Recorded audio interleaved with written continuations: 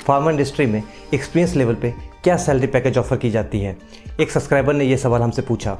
आज के इस YouTube वीडियो पे इस सवाल का हम जवाब देंगे। इसको हम समझेंगे सबसे पहले स्ट्रक्चर के हिसाब से कि कितने एक्सपीरियंस पे कितनी सैलरी पैकेज मिलती है, दूसरा कौन से फैक्टर्स इसको इम्पैक्ट करते हैं आपकी सैलरी पैकेज को, और तीसरा मेरा क्या ओपिनियन है, मैं क्या समझता हूँ कि कितने एक्सपीरियंस पे कितनी सैलरी पैकेज मिलनी चाहिए। वीडियो शुरू करने से पहले एक रिक्वेस्ट, अगर आप इस चैनल पर नए हैं तो चैनल को सब्सक्राइब कर ले ताकि जैसे ही नेक्स्ट इन्फॉर्मेटिव वीडियो अपलोड हो सबसे पहले नोटिफिकेशन आप तक पहुँच जाए।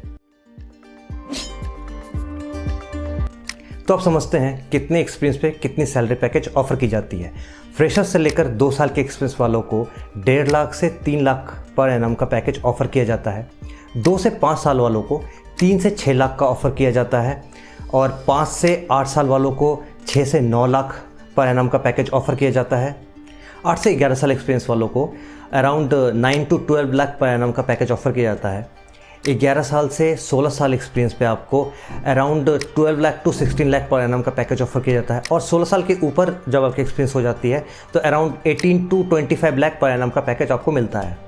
अब इसके ऊपर जितनी एक्सपीरियंस आपकी बढ़ती जाती है तो इसमें आपको हो सकता है कि 1 करोड़ का भी या फिर करोड़ों का भी ऑफ़र मिल सकता है पैकेज का आपको, लेकिन इस पर डिपेंड करता है कि कौन से डेजिग्नेशन पे काम कर रहे हैं और कौन से कंपनी में काम कर रहे हैं। अगर आपकी कंपनी MNC है, लार्ज स्केल कंपनी है तो ऐसा पैकेज मिलता है, लेकिन अगर आपकी कंपनी छोटे स्केल की है, कम टर्नओवर है, स्मॉल स्केल कंपनी है तो पैकेज फिर भी एक अराउंड मान के चले तो अच्छे एक्सपीरियंस पे आपको अराउंड 65 लाख पर एनम का पैकेज ऑफर किया जाता है। Now the factors that will impact your salary.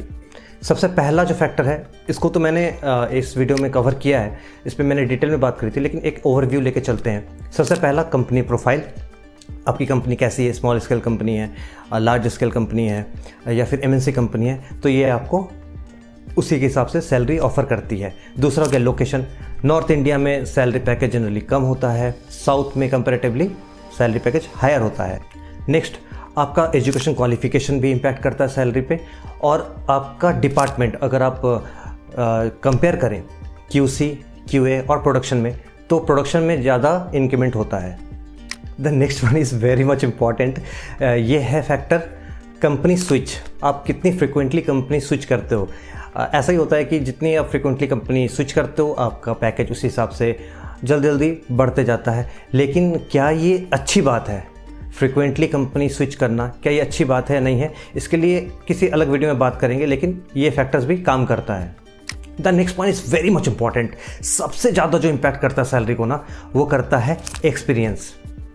अब एक्सपीरियंस को लेकर ये मत सोचिए कि मैंने मतलब मेरी एक्सपीरियंस 5 साल हो गई है, मैं अब 6 साल का एक्सपीरियंस वाला हूँ, मैं 10 साल वाला हूँ तो मुझे यही सैलरी ऑफ़र किया जाएगा, मुझे तो इतने लाख का पैकेज ही चाहिए। अगर ये आप सोच रहे हो तो देखिए, एक्सपीरियंस को बहुत लोग गलत तरीके से समझते हैं। कंपनीज़ आपके एक्सपीरियंस को इसी तरह से काउंट नहीं करती कि आपने उस इंडस्ट्री में, फार्मा इंडस्ट्री में कितने टाइम तक काम किया है। आप सुबह जाते हो, शाम को आ जाते हो, इस और मतलब कुछ नॉलेज नहीं गेन करते हो, इस हिसाब से आपने 5 साल 6 साल बिता दिया, 10 साल बिता दिया और कंपनी आपको बहुत ही अच्छा पैकेज ऑफर करेगी, तो ये नहीं है, ये बात नहीं होती है। आपका एक्सपीरियंस का मतलब होता है आपने कितने नॉलेज गेन किया उन 5 सालों में, उस 6 सालों में आपने कौन कौन से स्किल्स अपने अंदर डेवलप करी। ये सब कुछ फैक्टर मिला के एक्सपीरियंस बोला जाता है। सिर्फ टाइम बिताने को एक्सपीरियंस नहीं कहा जाता है। अब मैं अपना ओपिनियन बताता हूँ, मैं क्या सोचता हूँ कि कितने एक्सपीरियंस पे कितने सैलरी पैकेज होना चाहिए। सीधा फॉर्मूला, सीधा रूल कि देखिए, जितने साल की एक्सपीरियंस उतने लाख पर एनम का पैकेज होना चाहिए। 5 साल का एक्सपीरियंस है 5 लाख पर एनम का पैकेज होना चाहिए। 10 साल का एक्सपीरियंस है 10 लाख पर एनम का पैकेज होना चाहिए। एग्जांपल लेते हैं, पर्सन A है जिसकी अभी एक्सपीरियंस अराउंड 5 ईयर्स है और उसका लेकिन पैकेज है, सैलरी पैकेज जो वो 4 लाख पर एनम का है। अब उसे क्या करना चाहिए? उसे करना चाहिए कि अपने नॉलेज को इतना डेवलप करे कि मान लीजिए ये अपना 6 ईयर्स एक्सपीरियंस पे स्विच करने का सोच रहा है, तो नॉलेज को बढ़ा लो, एक्सपीरियंस गेन कर लो अच्छे से, ठीक है। अब जब कंपनी में आप स्विच करोगे तो वो कंपनी अगर आपको 6 लाख का पैकेज दे रही है आप पे, तो स्विच करो। अब इस कंपनी में आप 6 लाख पर एनम पे काम कर रहे हो। अब आपकी मान लीजिए इंक्रीमेंट इतनी तो नहीं होती कि आप 2 साल, अगर मान लो आपने 2 साल उस कंपनी को दिया, 8 साल का एक्सपीरियंस है तो आपकी कंपनी आपको 8 लाख का ही पैकेज कर दे, है ना। ऐसा तो नहीं होता है। हो सकता है कि इंक्रीमेंट आपकी 10%, 12% या 15% लग रही है। और आपकी सैलरी 2 साल के बाद अब है 6.5 लाख का या फिर 7 लाख का है, तो अब फिर से वही फार्मूला इस्तेमाल करना चाहिए। जो मेरा मानना है कि अपने नॉलेज को गेन करो, अपने स्किल्स को डेवलप करो, और अब जब स्विच करो, मान लीजिए आपने 8 साल पे या 9 साल पे आप स्विच किया है, तो आपके पैकेज भी या तो 9 लाख हो या तो उससे ऊपर हो। एक फेयर गेम होना चाहिए। अगर आपको लगता है कि आपके नॉलेज के हिसाब से वो कंपनी आपको उतना पैकेज ऑफ़र कर सकती है, मांगो, मिलता है। लेकिन अगर आपको लगता है कि नहीं, ये कंपनी मुझे नहीं दे सकती है, तो आप उसके हिसाब से स्विच करो। लेकिन अच्छी कंपनियां जो हैं वो टैलेंट को रिटेन करती है।